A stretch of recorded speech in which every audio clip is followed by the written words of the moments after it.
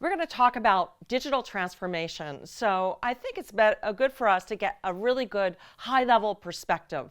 And the best way to do that is to look at the 6 different digital eras. And this is a framework that comes from Jeremiah Alyang from the US. So digital transformation has happened in the past, currently, and in the future in 6 different eras. And the first is the internet era. And the transformation was the fact that we had to go from paper to websites and electricity. And so that caused a change in our business practices. The next era was the age of social media. And this started in the early 2000s. And the big shift was that people could get information from other people. There was no longer a gatekeeper in terms of the media. It was not just that there was a broadcast to everybody that I could get information from my peers or my neighbors. The next digital era is the sharing economy. And one easy way to think about the sharing economy is that people could get resources from other people. An example in the business sector is Uber, Airbnb.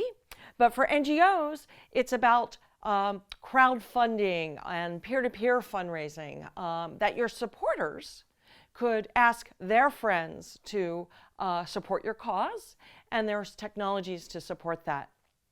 The next digital era, which is just emerging now, is called the age of automation. And this is about artificial intelligence and robots. And I'll talk about that in just a moment in a little bit more detail. The next era, which is just beginning, highly emergent, is modern well-being. And this is the use of technology for our health.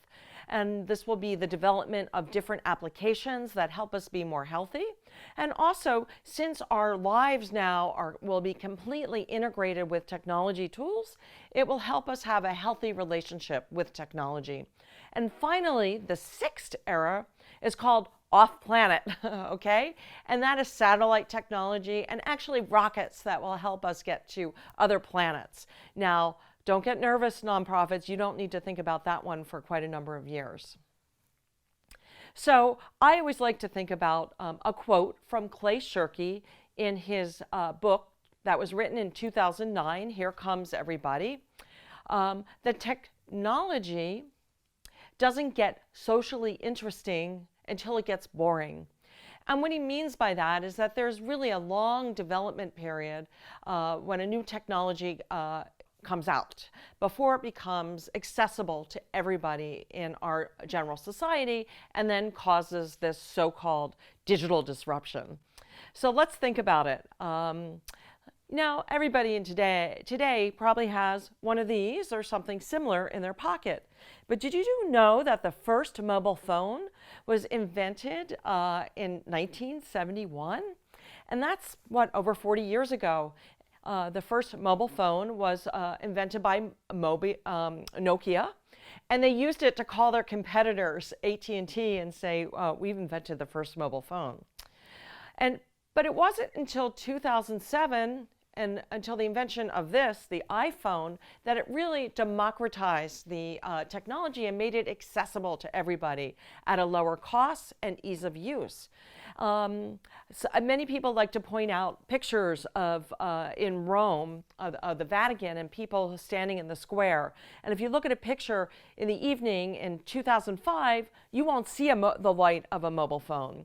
But fast forward a couple of years later, after the iPhone, you'll see many lights, iPads, iPhones all lit up. And then going past that, what do we have today? We have Pope emojis and Pope bots, which are part of the age of automation.